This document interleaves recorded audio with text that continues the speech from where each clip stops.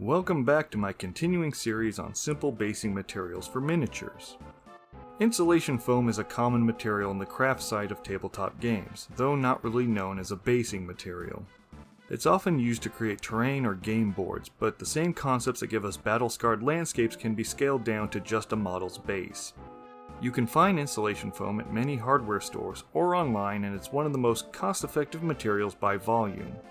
I bought a sheet of 8x4 pink foam about a decade ago, and despite using it regularly on bases and terrain, I'm only halfway through that single sheet. So it's a good investment so long as you have somewhere convenient to store it. The major downside of this foam is that its porous composition leads it to being somewhat fragile. It's easily dented and sharp edges don't hold up over time. Luckily, there's a way of reinforcing it, but I'll go into that later.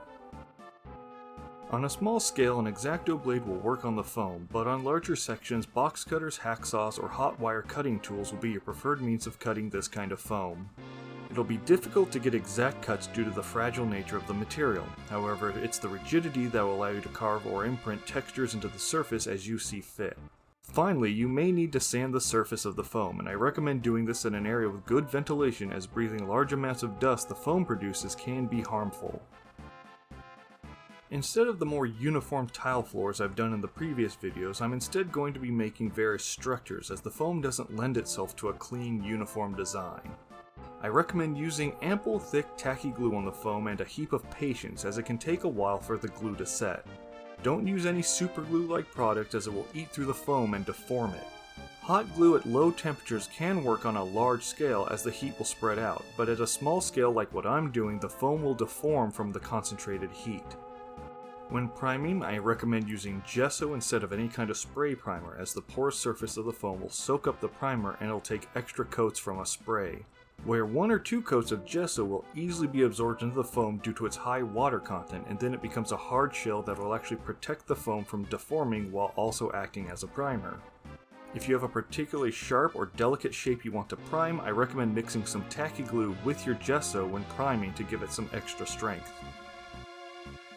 As I had shown in the previous video, we don't have to stick to just brown or gray when making stone structures. In this first example, I want the floor to look like glowing coal, so I work up a base coat of a bright orange, then lay on a more saturated orange on top of that before dry brushing on a light gray, and then stippling on a medium and dark gray, leaving more of the previous layer exposed as I work my way up. Then I wash the whole thing with a saturated red to unify the warm colors before painting the base's trim.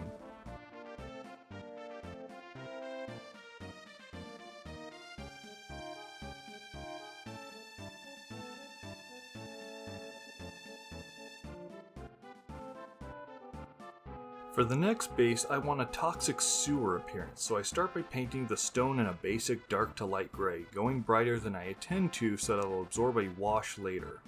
After that, I put a muted dark blue in the base area and layer some watered down neon green on top of it, keeping it fairly streaky.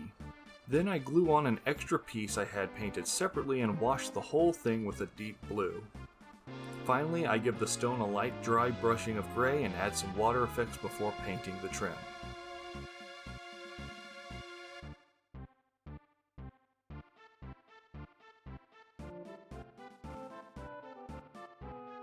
I wouldn't recommend using insulation foam to create a clean tile floor. It doesn't hold sharp edges very well, and it's near impossible to get a smooth surface. But for more organic stone-like shapes, it's great, as its natural roughness gives it a very stone-like texture. All it really needs is a bit of dry brushing or stippling to give it the right color. I can't stress how invaluable insulation foam is as a means of filling volume. While it may have some limits in its appearance, I find it the best foundation for most of my bases. Next time we'll work with a very uncommon option, so stick around if you're interested, and I'll see you then.